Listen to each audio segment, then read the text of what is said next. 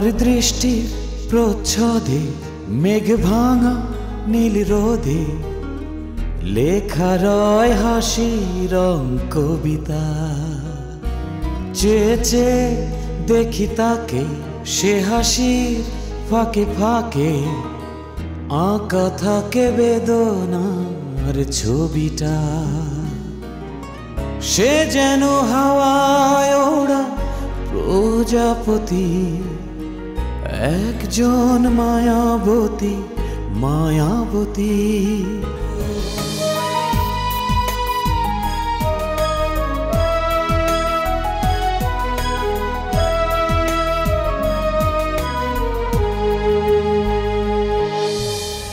দুঃখ পেছনে রেখে ইচ্ছেকে কাছে ডেকে সময়কে বলি তবে থামো।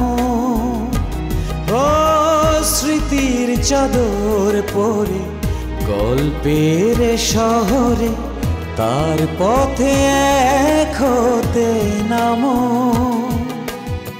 সে যেন হাওয়ায় ওড়া প্রজাপতি, একজন মায়াবতী মায়াবতী।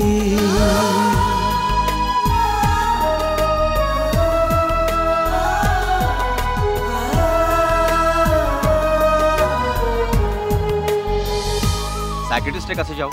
ছোট বাচ্চাদের মতো বলবো আমার কিচ্ছু ভালো লাগে না, অসুখ হয়েছে। কিডনি বেচা কেনা তো কোনো রসিকতার বিষয় না, তাই না? স্যারের কিডনি জোগাড় হয়েছে, ট্রান্সপ্লান্টের ব্যবস্থা করতে হবে, তাই না? আমার রক্তের গ্রুপটা যদি মিলতো না আমি অনেক বড় লোক হয়ে যেতাম। তাহলে অফিসের লাল বাতি না জ্বলে উপায় আছে? আমি তো সবাইকে জানিয়ে দিয়েছি একটা ফ্ল্যাট পাচ্ছি। তুমি কি করে বুঝলে আমি ফোন করেছি? তুমি ছাড়া দরকার ফোন করে না আমাকে। তুই এ বাড়িতেই থাকবি, তোকে একটা বিয়ের কথা বলবো না। কোনটা যে রসিকতার কোনটা যে সত্য কথা সেটাই তো বুঝি না।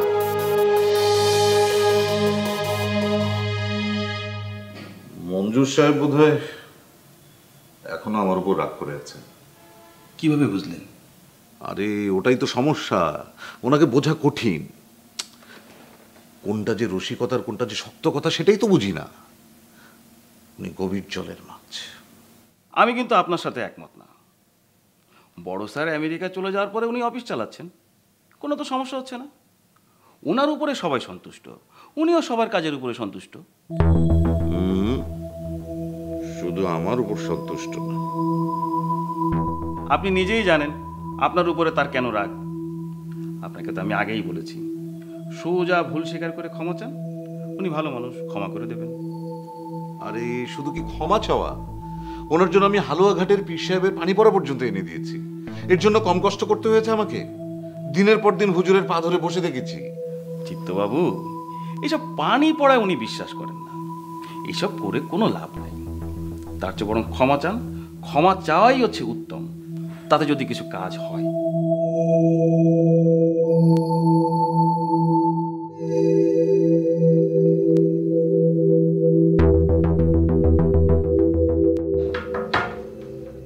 আসো।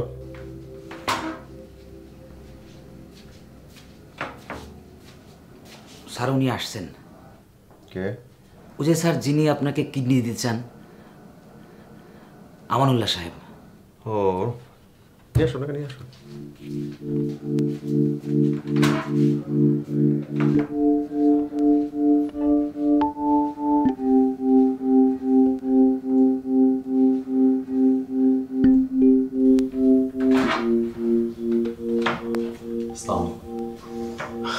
আসো, বসো। ধন্যবাদ। কেমন আছো আমানুল্লাহ? জি ভালো আছি। কিছু খাবে? কিছু খাবো না। চা কফি? না ধন্যবাদ।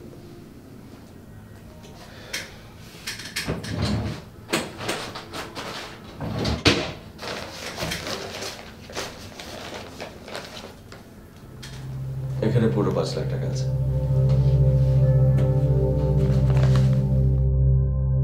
সব 500 টাকার নোট। তোমার ক্যারি করতে সুবিধা হবে।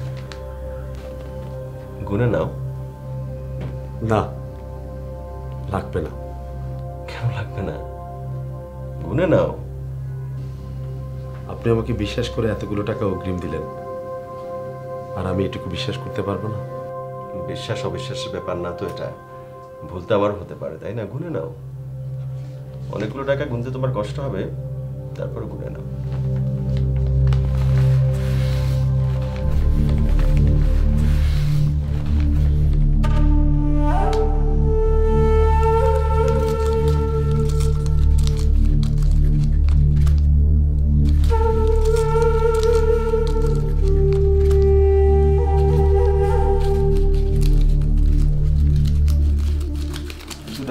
ক্লান্ত হয়ে যাবে, কিছু খাও।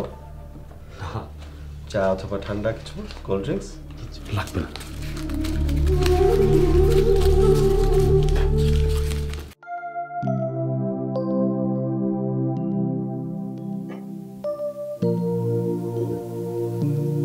মীরা, মীরা তোমার কি হয়েছে? কোথায়? তোমার কি শরীর খারাপ? না, তাহলে কি হয়েছে? কি হবে ভাবে? কিছুই হয়নি। কিছু তো একটা হয়েছে, তুমি আমাকে বলবে না?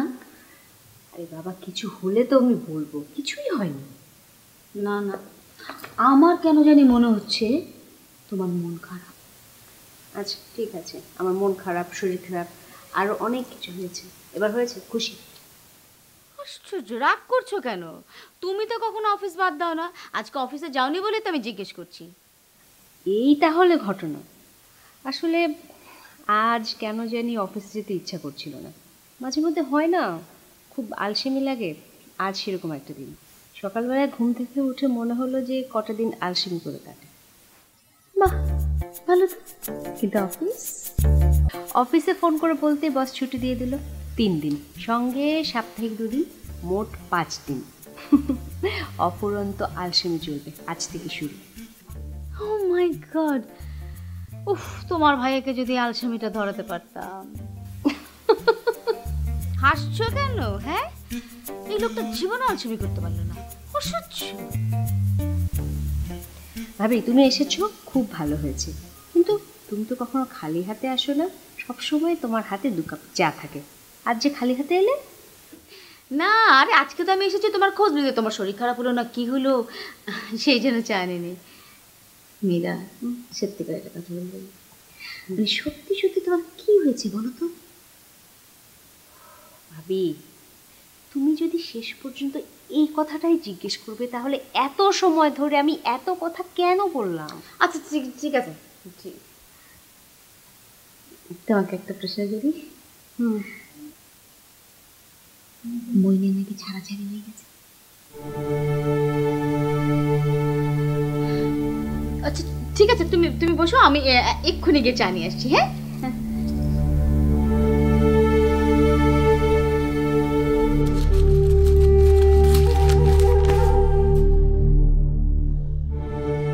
একজনকে টাকাটা দিতে আমি 4 দিনের জন্য ঢাকার বাইরে যাব।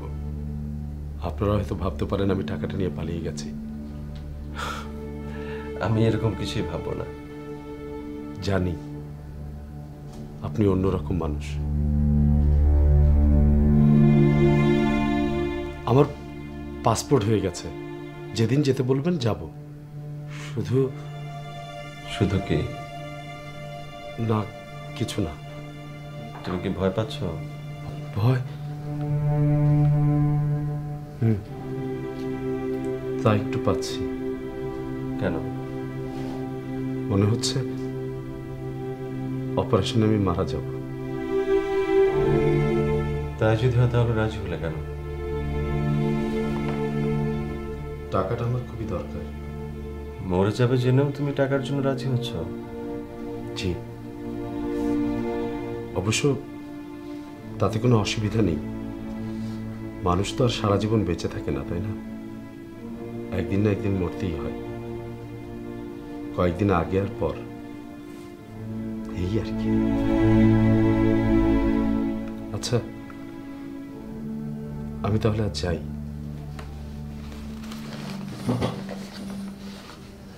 তুমি তুমি এখন যাচ্ছ কোথায়? যেখানেই যাই ফিরে আসবো স্যার, পালাবো না। আমি যে কারণে জিজ্ঞেস করছি তোমাকে, এতগুলো টাকা নিয়ে তুমি যাচ্ছ, সিকিউরিটির তো একটা ব্যাপার আছে, তাই না? কিচ্ছু হবে না স্যার। আমি তোমাকে একটা গাড়ি দিতে পারি, তুমি গাড়িটা নিয়ে যাও। স্যার কেউ বুঝতেই পারবে না আমার কাছে এতগুলো টাকা আছে, টেরই পাবে না। ঠিক আছে, তুমি যাও, সাবধানে যাও। টাকার জন্য না, তোমার নিরাপত্তার জন্য। আসি স্যার, আসসালামু আলাইকুম।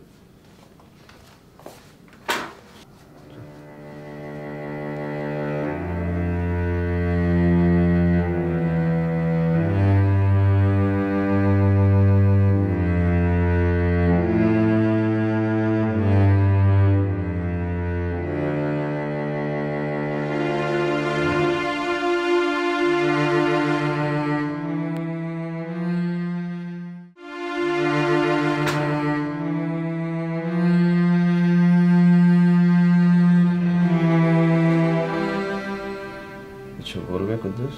স্যার পেঁপে কেটে এনে দেবো?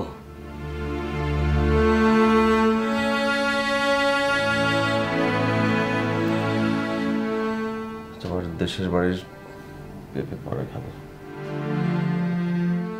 স্যার আপনার কি শরীর খারাপ? স্যার বাসায় চলে যাবেন সেটাই ভাবছি। নাকি হাসপাতালে? না, লাগবে না, আমাকে একটা ট্যাক্সি ডেকে দাও। স্যার গাড়ি তো আছে।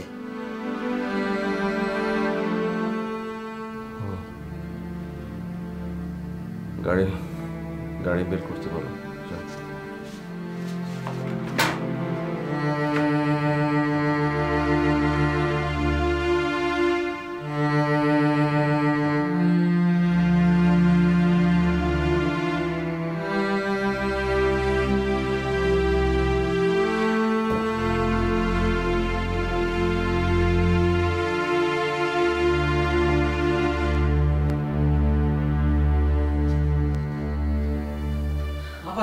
আপা জলদি স্যারের রুমে যান। কেন? কথা কম কাজ বেশি, আপনি তাড়াতাড়ি স্যারের রুমে যান। অবস্থা বেগতি। কি আছে? স্যারের অবস্থা খুবই খারাপ, আপনি তাড়াতাড়ি স্যারের রুমে যান। আমি দেখি গাড়ির ব্যবস্থা করতেছি, আপনি তাড়াতাড়ি যান।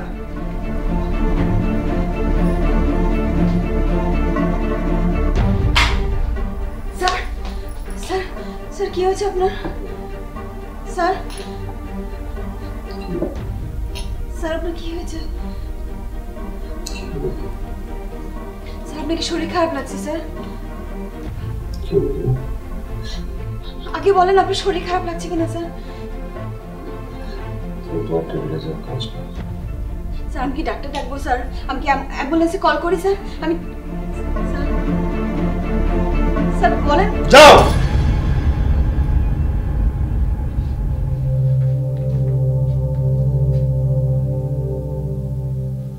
তোমার টেবিলে যাও, কাজ করো না।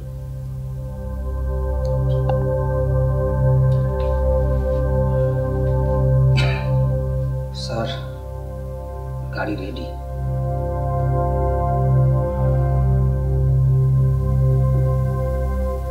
আমি এখন যাব না,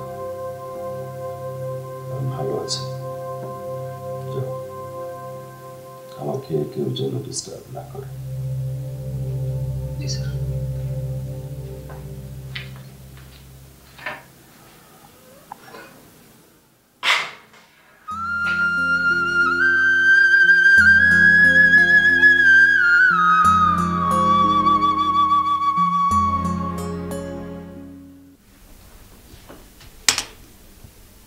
এই মীরার কি আছে বলো তো? কি হয়েছে? কি আশ্চর্য, আমি তো তোমাকে ওটাই জিজ্ঞেস করলাম। আমি কি করে জানবো কি হয়েছে? আমার তোকে দেখে কিছু মনে হলো না কিছু হয়েছে। কদিন ধরে কেমন জানি অন্যরকম লাগছে। অন্যরকম মানে? এই যে চুপচাপ অফিস থেকে ছুটি নিয়েছে, কোথাও যাচ্ছে না, ঘরের মধ্যে থাকছে, কেমন মন মরা। আমার কি মনে হয় জানো? কি? ও মইনকে ভালোবাসে। মইনও ওকে ভালোবাসে, কিন্তু কিন্তু মনে হয় দুজন দুজনকে বলতে পারছে না। তুমি কি জানো মইনের সাথে ওর বিদেশি ওয়াইফের ডিভোর্স হয়ে গেছে? সে আর বিদেশেও যাচ্ছে না, এখন থেকে এখানেই থাকবে। শোনো না, টেলিভিশনটা অফ করো না, ঘুম পেয়েছে। লাইট অফ করে দিই।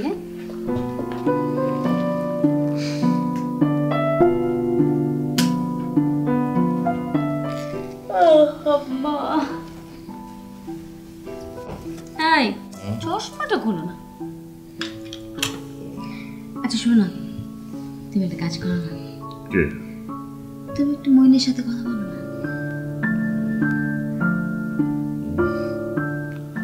না থাক।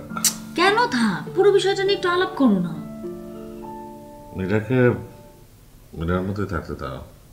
মায়াবতী তার দৃষ্টি প্রচ্ছদে মেঘ ভাঙা নীল রোদে লেখা রয় হাসি রং কবিতা।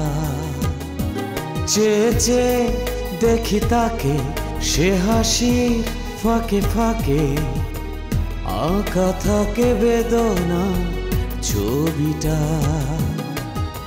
সে যেন হাওয়ায় ওড়া প্রজাপতি, একজন মায়াবতী মায়াবতী। সে যেন হাওয়ায় ওড়া প্রজাপতি, একজন মায়াবতী মায়াবতী।